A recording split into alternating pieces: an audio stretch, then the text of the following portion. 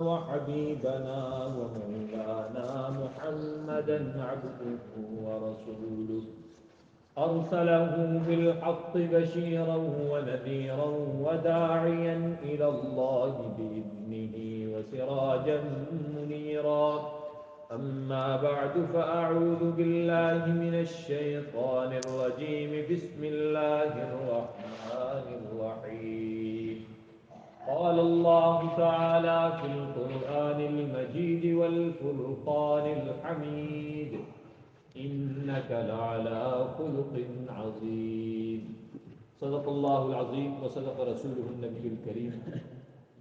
میرے دوستو، کل مغرب کے بعد حضور پاک صلی اللہ علیہ وسلم کی ختم نبوت کے متعلق اور حضور کی عزت عظمت پر پہرے داری کے حوالے سے گفتگو کی تھی. میرے دوستو، کسی کے لیے بھی کسی انسان کا کسی دوسرے کے لیے جان دینا، مال دینا، وقت نکالنا اس وقت آسان ہوتا ہے جب اس سے بے پناہ محبت ہو. انسان اولاد کے لیے وقت نکالتا ہے، کیوں؟ اولاد سے محبت ہے. اپنی اولاد پہ مال خرچ کرتا ہے، پریشانی نہیں ہوتی، کیوں؟ اپنی اولاد سے محبت ہے. کوئی دشمن، کوئی چھوٹا بچہ ہو، اس کو کوئی درندہ نوچنے لگے، ماں اپنی جان پر کھیل کر بچے کو بچائے گی، یعنی اپنی جان کو بھی داؤ پر لگائے گی. کیوں؟ اولاد کی محبت ہے. یہ محبت ایک ایسی چیز ہے جو انسان کے لیے مشکل سے مشکل کام کو آسان کر دیتی ہے. جب تک محبت میں کمی ہو، الفت میں کمی ہو، عشق میں کمی ہو، تو اس وقت تک انسان سوچتا ہے کہ میں یہ مال خرچ کروں گا تو میرے لیے کیا فوائد ہیں، کیا نقصان. جب تک محبت نہ ہو تو انسان اپنی ذات کو سامنے رکھتا ہے، اور جب کسی سے محبت ہو جائے پھر اپنی ذات کو بھول کر محبوب کی ذات کو سامنے رکھتا ہے. صحابہ اکرام رضوان اللہ تعالی مجمعین کو حضور پاک صلی اللہ علیہ وسلم سے محبت تھی.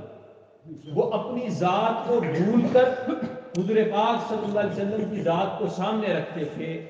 وہ اپنی آرام کو بھول کر حضور پاک صلی اللہ علیہ وسلم کے آرام کو سامنے رکھتے تھے. میرے دوستو، آج ہم بھی دعویٰ کرتے ہیں کہ ہم سب کو حضور پاک صلی اللہ علیہ وسلم سے کیا ہے؟ محبت. آپ کسی کلمہ گو کے پاس چلے جائیں، اس سے جا کر سوال کریں، بھائی تمہیں آقا کریم صلی اللہ علیہ وسلم سے محبت ہے؟ وہ کہے گا جی بھائی مجھے بہت محبت ہے، میرے دل میں حضور کی بے پناہ محبت ہے.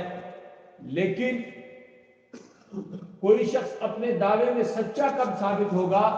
جب اس کی عملی زندگی بتلائے کہ یہ حضور پاک صلی اللہ علیہ وسلم سے محبت کرنے والا ہے.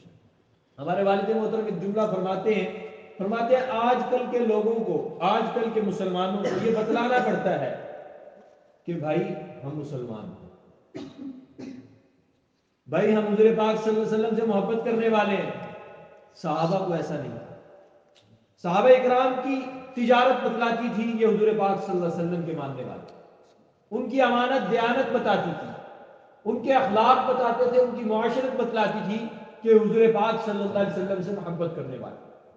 ان کو لکھ کر، سٹیٹس لگا کر، ربیع الاول شریف میں یا آگے پیچھے کسی موقع پر بینر لگا کر، اشتہار لگا کر، یا کسی بھی طرح سے اظہار نہیں کرنا پڑتا تھا کہ ہمیں محبت ہے. ان کی چلتی پھرتی زندگی، ان کی خوشی غمی، ان کی وفائیں، ان کی جفائیں، کسی سے محبت کرنا، کسی سے نفرت کرنا، یہ بتلاتا تھا کہ یہ حضور پاک صلی اللہ علیہ وسلم سے محبت ہے، یہ حضور پر ایمان لانے والا ہے. اہل ایمان سے محبت ہو رہی ہے، اہل بیت سے محبت ہو رہی ہے، کیوں؟ یہ حضور پر ایمان لے آئے. کفار مشرکین سے نفرت ہو رہی ہے، کیوں؟ کہ یہ حضور پاک صلی اللہ علیہ وسلم کو ایذا پہنچاتے، تکلیف پہنچاتے. صحابہ اکرام کی زندگیاں عجیب تھی. اگر ہم ان کی زندگیوں کا مطالعہ کریں تو ان کی زندگیوں میں جو سب سے نمایاں چیز محسوس ہوگی وہ حضور پاک صلی اللہ علیہ وسلم کی محبت. انہوں نے حضور کی محبت میں اپنی سب کچھ قربان کر دیا. میں نے رات کچھ واقعات سنائے تھے.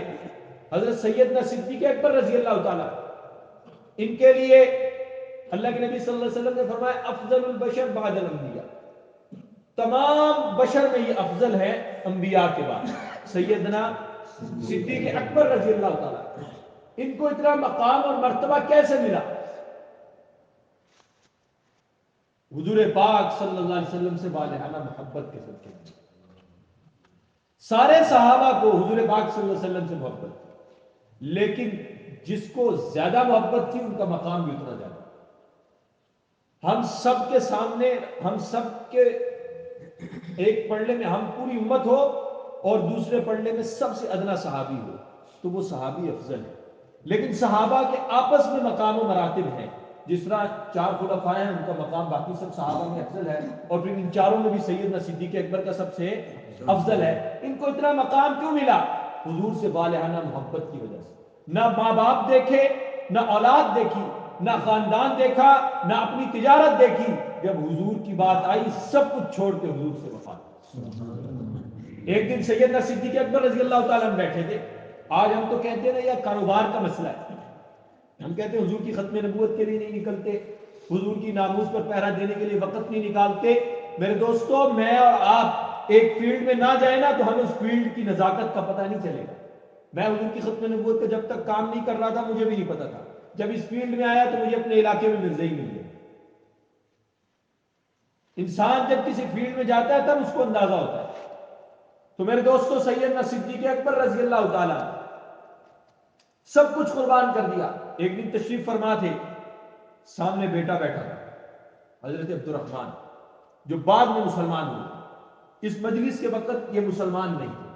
اپنے گھرانے میں بھی سب سے پہلے سیدنا صدیق اکبر نے ایمان لایا، اور مردوں میں بھی سب سے پہلے پوری امت کے حساب سے سب سے پہلے حضرت ابوبکر رضی اللہ تعالیٰ نے ایمان لایا۔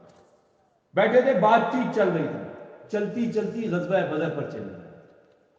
غزوہ بدر میں سیدنا صدیق اکبر مسلمانوں کی طرف لڑنے والوں میں تھے، اور بیٹا جو تھا وہ غیر مسلموں کی طرف سے لڑ رہا تھا، مشرکین کی طرف سے لڑ رہا تھا۔ تو بیٹے نے باتوں باتوں میں سیدنا صدیق اکبر سے کہا، ابا جان، بدر کے اندر 3 مرتبہ آپ میری تلوار کے نیچے آئے، میں نے ہر مرتبہ یہ سوچ کر چھوڑ دیا کہ باپ ہے۔ 3 مرتبہ آپ میری تلوار کے نیچے آئے، میں نے ہر مرتبہ یہ سوچ کر چھوڑ دیا کہ میرا باپ ہے۔ سنے سیدنا صدیق اکبر کا جواب کیا؟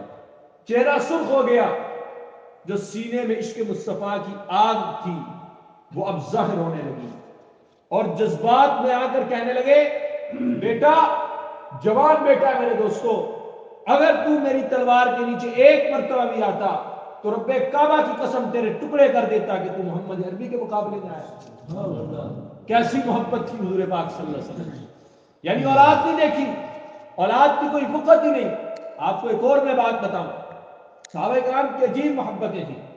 سیدنا صدیق اکبر رضی اللہ تعالیٰ عنہ کے ایک رشتہ دار، بلکہ ان کے والد صاحب حضرت ابو قحافہ پہلے مسلمان نہیں تھے، جب ایمان لے آئے تو یہ مجلس میں موجود تھے، حضور کے قریب ہوئے، حضور کو قریب ہو کر کہنے لگے، حضور اگر آپ کے چچا ایمان لے آتے تو مجھے اپنے باپ کے ایمان لانے سے زیادہ خوشی ہے۔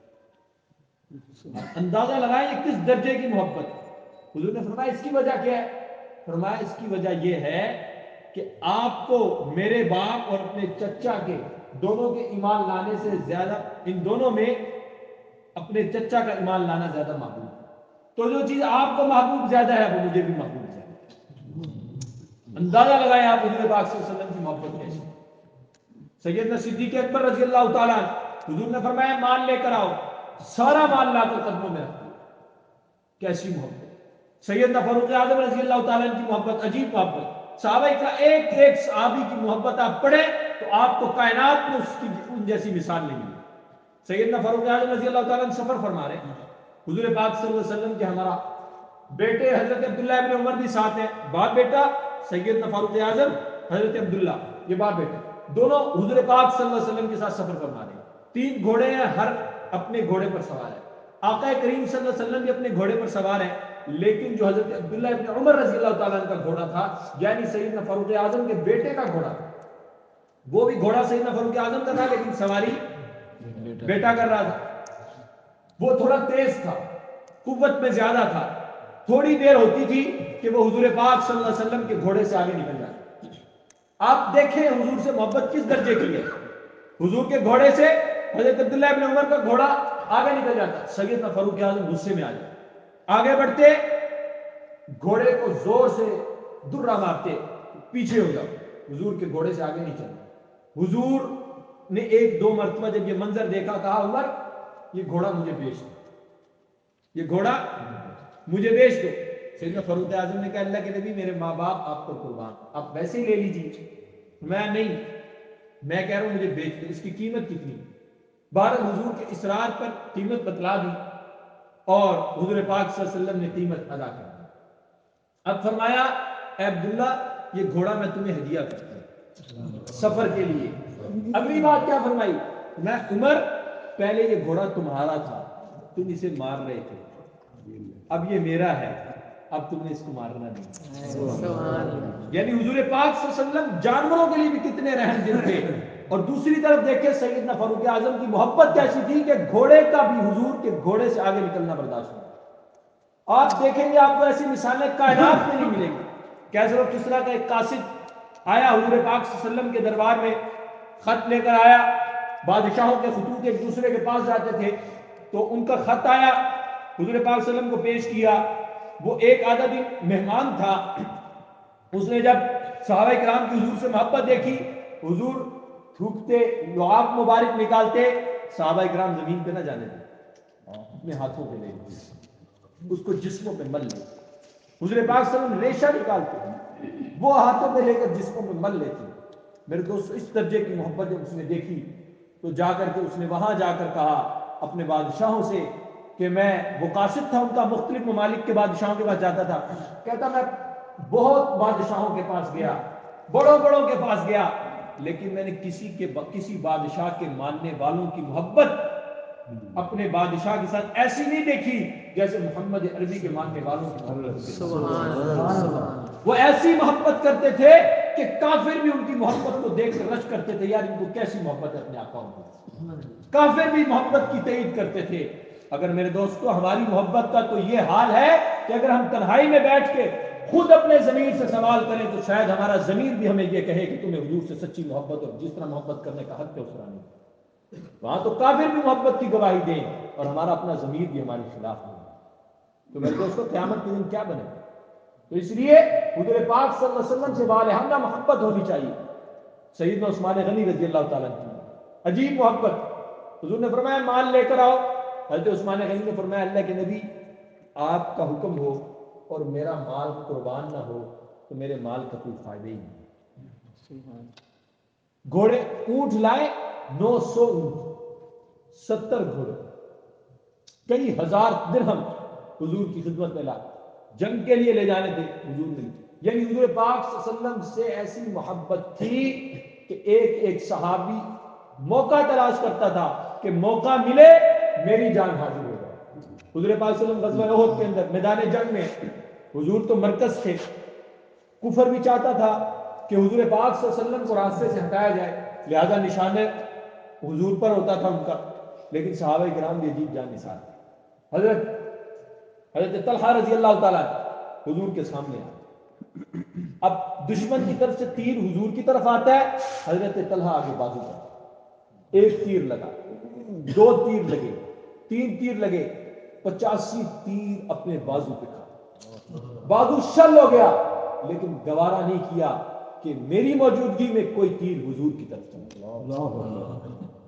کیسی محبت. ایک اور صحابی رسول غزوہ احد کے اندر جب حضور کی طرف تیر آ رہے تھے حضور کے سامنے آ گئے, پیٹھ دشمن کی طرف کر دی اور سینہ حضور کی طرف کر دی. سینہ وہ لوگ قربان کر سکتے تھے لیکن حالت جنگ میں بھی حضور کو پیٹھ کرنا گوارا نہیں. سینہ حضور کی طرف کیا اور دیدار یار ہو رہا ہے اور مسکرا رہے ہیں.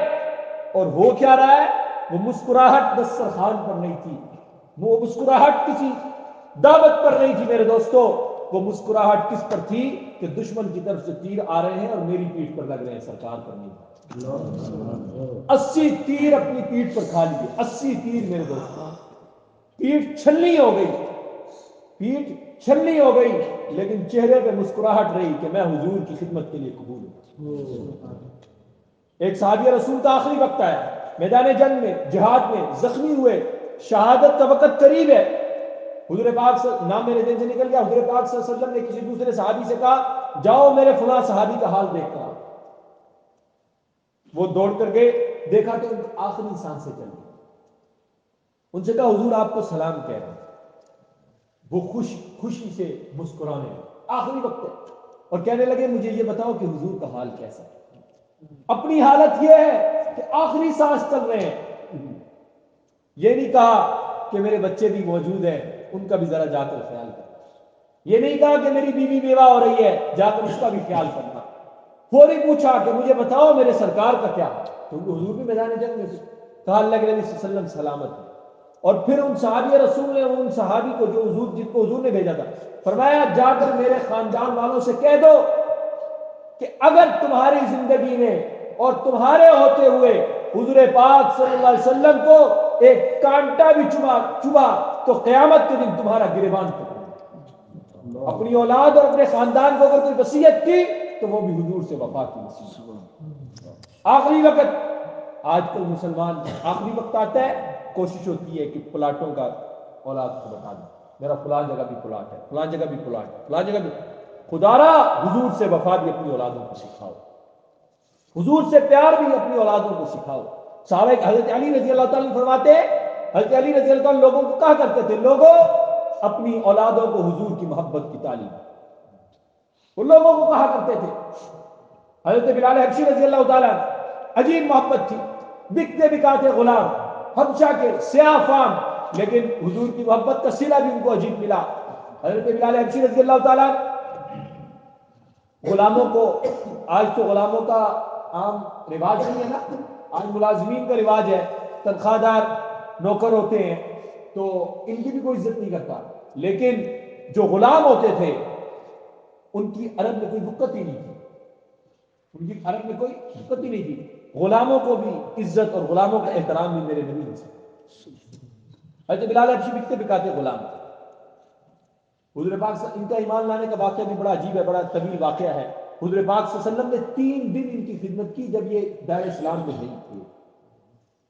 یہ ابو جہل کے غلام تھے, رات ساری چکی چلا رہے تھے, رو رہے تھے. حضور پاک صلی اللہ علیہ وسلم کا گزر ہوا, حضور پاک صلی اللہ علیہ وسلم کا گزر ہوا, دیکھا کہ حضرت بلال چکی چلا رہے ہیں اور رو رہے ہیں. پوچھا بلال, نام بلال ہی تھا, بلال روتے کیوں ہو؟ تو کیونکہ بندہ بیمار ہو, پریشان ہو, اور ایمان بھی حضور پر نہیں لائے ہوئے تھے اس وقت, اور تعارف بھی نہیں تھا کہ یہی محمد, کچھ پتہ نہیں تھا. کہا جیسے عام گزرنے والا گزر رہا ہے, حال پوچھا.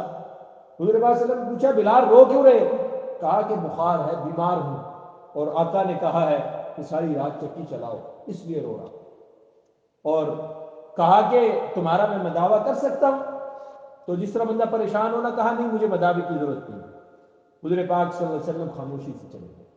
رات کے اس پہر لکڑیاں تراشی, لکڑیاں جمع کی, آگ جلائی, بکری کا دودھ نکالا گرم کیا, اس میں شہد ڈالا اور حضرت بلال کو اور کہا بلال تم یہ دودھ پیو.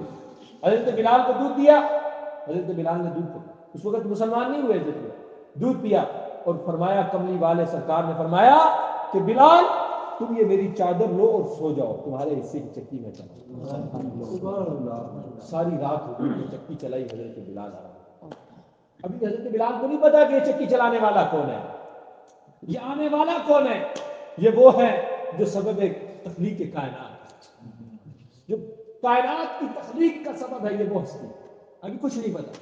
صبح کے وقت جو غلہ تھا حضور نے حوالے کیا اور حضور تشریف لے گئے. اگلی رات پھر وہیں سے گزر ہوا, حضرت بلال پھر چکی چلا. حضور گئے, دودھ گرم کیا, شہد ڈالا, حضرت بلال کے پاس آئے. کہ بلال ابھی تمہاری صحت ٹھیک نہیں ہوئی, تم یہ دودھ پیو اور آرام کرو, چکی میں چلا. سارا دن امت کے غم میں تڑپنے والا, رات کو بھی اس امت کی فکر. ساری رات, دوسری رات میں حضور نے چکی چلائی حضرت بلال نے. تیسری رات پھر یہی معاملہ کیا. تیسری صبح حضرت بلال کی طبیعت بشاشت میں آ گئی, صحت میں آ گئی, اور اس کے آقا کو بھی نہیں پتا کہ چکی چلانے والا کون ہے. ان کو یہی ہے میرا غلام چکی چلا رہا ہے. تیسری صبح جب حضور جانے لگے تو حضور پاک صلی اللہ علیہ وسلم کی قمیض کے پلو کو پکڑ لیا. کہنے لگے اے نوجوان ذرا اپنا تعارف بھی تو کراؤ, اے نوجوان اپنا تعارف بھی تو کراؤ. میں نے مکہ کے لوگوں کو اچھا نہیں پایا, لیکن یا تو تم مکہ کے نہیں ہو یا تم کوئی فرشتے ہو. کیونکہ ہوتا ہے نا کہتے ہیں یار فلاں قوم اچھی نہیں ہے, فلاں لوگ اچھے نہیں ہیں. مکہ کے لوگوں کا سخت دل تھا. یہ تو حضور کی مہربانی ہوئی, حضور تشریف لائے اور سارے معاملات اخلاق آ گئے لوگوں میں, معاشرت آ گئی. انہوں نے کہا حضرت بلال نے کہا میں نے مکہ کے لوگوں کو نرم نہیں پایا, اخلاق والا نہیں پایا. تم کہاں کے ہو ذرا اپنا تعارف تو کراؤ. اور پھر حضور نے فرمایا اچھا ایک اور بات حضرت بلال نے کہا کہ میں تم سے ایک سوال بھی کرنا چاہتا ہوں. میں نے سنا ہے کہ مکہ میں کسی نے نبوت کا اعلان کیا, نبوت کا کسی نے اعلان کیا ہے. میں آپ سے تصدیق کراتا ہوں, اگر آپ جیسا نوجوان, حضور نوجوان لگتے تھے, آخری عمر 63 سال کی عمر ہے, 17 بال سفید ہیں, حضور جوان ہی لگتے تھے. تو کہا کہ تم جیسا نوجوان اگر اس نبی کی تصدیق کرے گا تو میں بھی اس پر ایمان لوں گا. اللہ اکبر. اگر تم اس کی تردید کرو گے میں بھی تردید کروں گا. محبت آ گئی تھی نا دل میں. حضور پاک صلی اللہ علیہ وسلم مسکرائے اور کہا کہ انا محمد, وہ میں ہی محمد.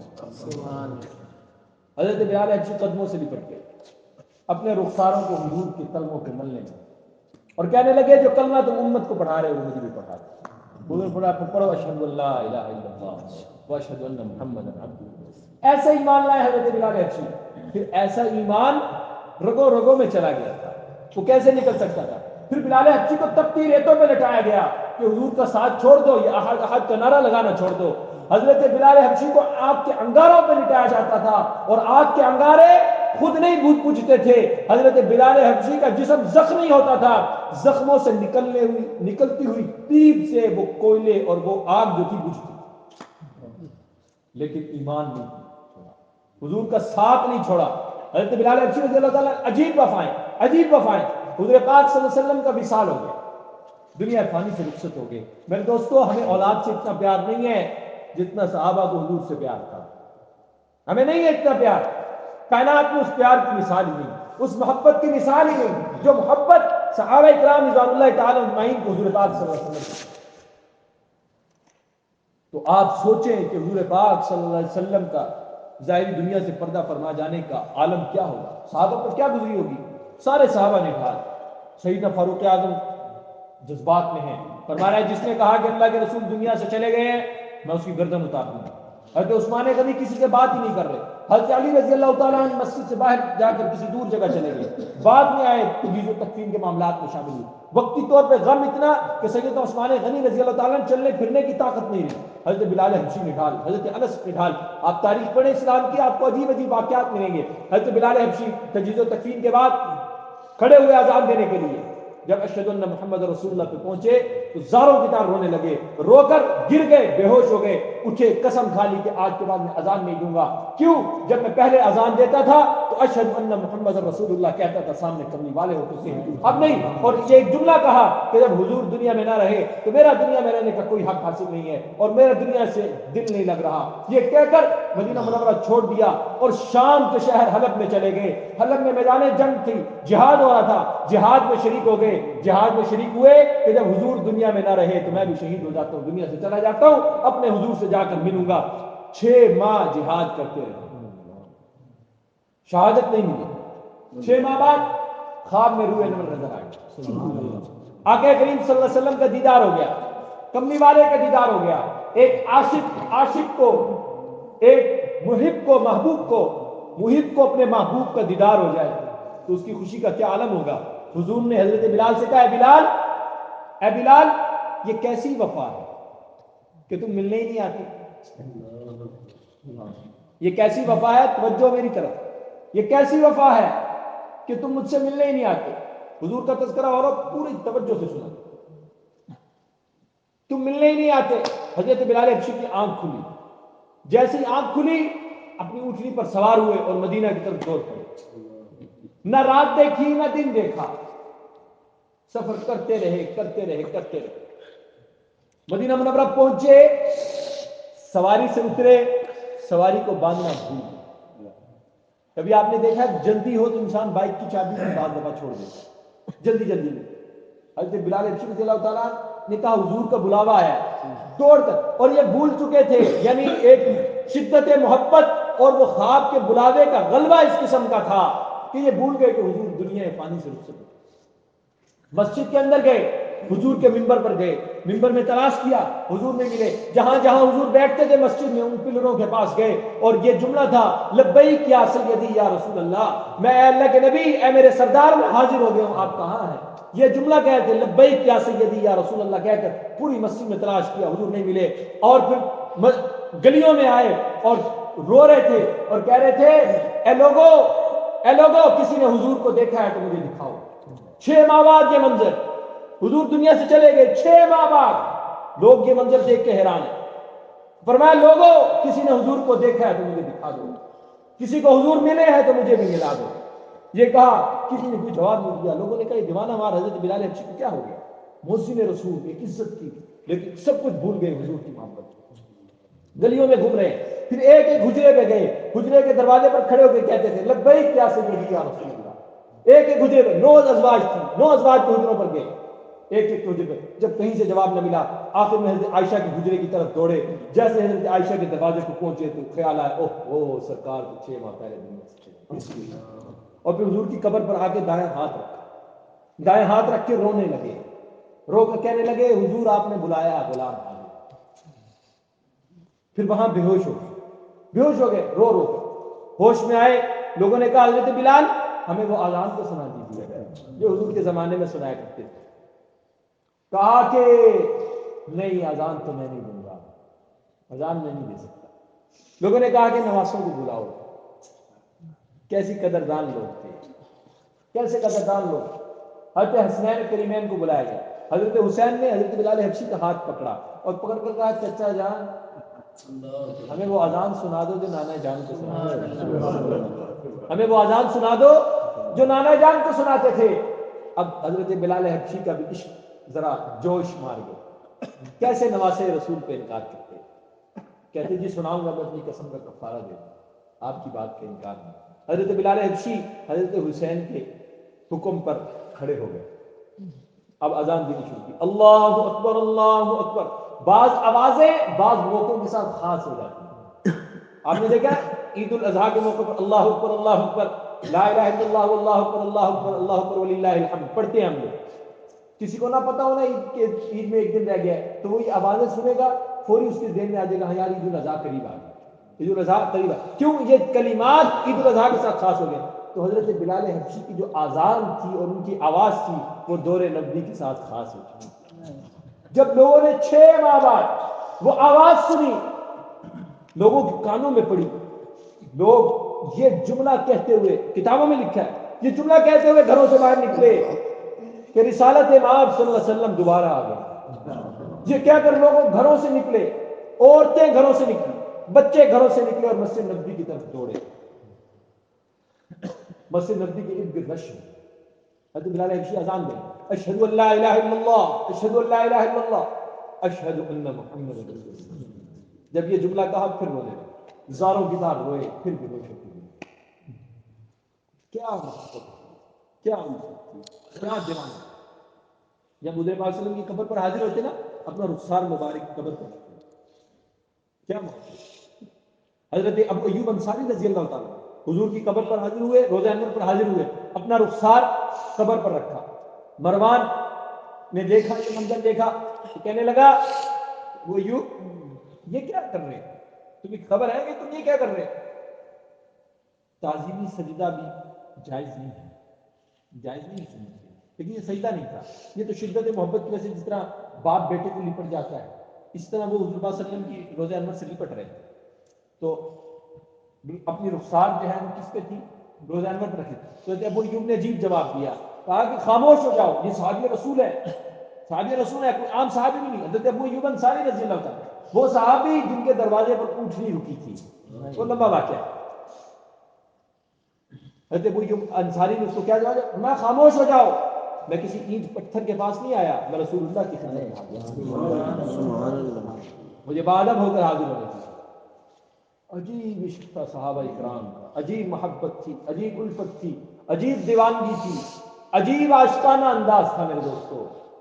میرے دوستو یہ صحابہ کے واقعات میں نے کیوں سنائے, تاکہ ہمارے دلوں میں حضور کی محبت پڑ جائے. اور حضور پھر حضور تھے, حضور کی آگے سے عطائیں بھی عجیب تھی، عطائیں بھی عجیب تھی۔ میرے دوستو آج ہم بھی بچے ہوئے ہیں حضور کی دعاؤں کے صدقے سے۔ حضور کی آپ اخلاق کا باب کھولیں گے، اس میں سخاوت کھولیں عجیب، شجاعت کھولیں عجیب۔ صحابہ کرام فرماتے ہیں میدان جنگ میں حضور پاک صلی اللہ علیہ وسلم دشمن کا ٹارگٹ ہوتے تھے، لیکن اس کے باوجود حضور ہم سب میں سب سے آگے ہوتے تھے، اور فرمایا کہ وہ شخص، حضرت عبداللہ بن عمر رضی اللہ تعالیٰ عنہ کی روایت ہے، فرمایا وہ شخص بہادر شمار ہوتا تھا جو حضور کے جتنا زیادہ قریب ہوتا تھا۔ کیوں؟ حضور کو اوپر تیر بھی زیادہ آ رہے تھے، تلواریں بھی زیادہ آتی تھی، نیزے بھی زیادہ آتے تھے، لیکن جو زیادہ قریب ہوتا تھا وہ بہادر شمار ہوتا تھا۔ لیکن میرے نبی کی جان کی بھی اور میرے نبی کی عزت کی بھی حفاظت تو رب کائنات نے خود ہی کی، تو کسی کی کوئی جرت نہیں۔ جیسے اللہ نے ان کی جان کی حفاظت فرمائی، ایسے اللہ ان کی عزت کی بھی حفاظت فرمائیں گے۔